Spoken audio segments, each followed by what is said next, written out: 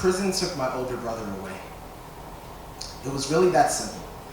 Back when I was 5 years old, with no multi-billion-dollar phrases like prison industrial complex to ease the pain of my empty arms. And now, it's Saturday morning and I am back in jail again. Standing in front of 10 students with the word violence written on the chalkboard behind me, bellowing like a 1969 Johnny Cash sitting in the concrete stomach of San Quentin State Prison. But this is not San Quentin. This is a classroom in a Philadelphia corrections facility. Every student is 13 to 18 years old, and Michael is the first to realize that he is not like normal people. Hasn't been quite right since the day he saw his best friend die. Says that when the bullet hit, it looked like a rock smacked him in the side of the head. And what strikes me most is not the story itself, more that the image of a boy having his skull carved out by the guts of a gun sounds nothing like a Hollywood I have been fed, nothing like Green Mile or Shawshank. This requires a very different sort of redemption. 11 of us sitting in a circle like a wedding wreath made from orange-clad skeletons, bound to each other, married to the mayhem of this place, all bedrock and metal judges with gavels like guillotines that can slice a young man's life in half. It makes me think of my older brother Vaughn, of how a grocery store robbery gone wrong got him gift-wrapped in a cell for my entire childhood. I'm 22 years old and can count on one hand the amount of times I've seen him in my life.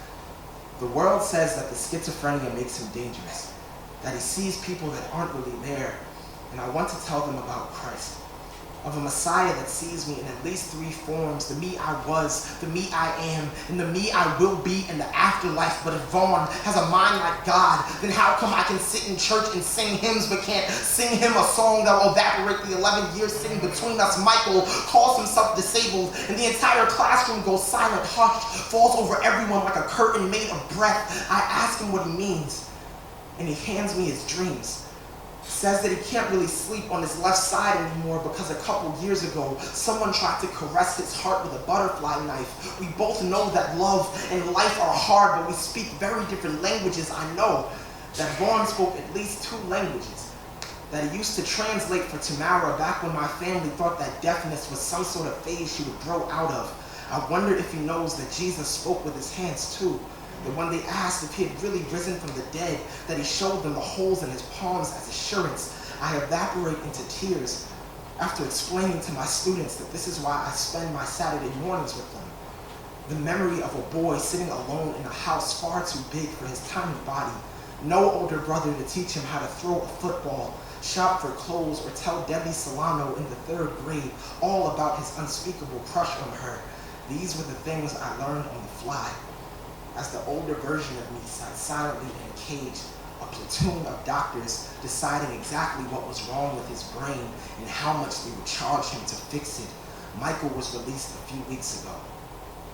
My heart turns into a runaway balloon every time I see his empty chair in class. I write the word love on the board, the perfect writing prompt for a place like this. I hand out pen and paper and watch 10 young men turn a prison into a sanctuary.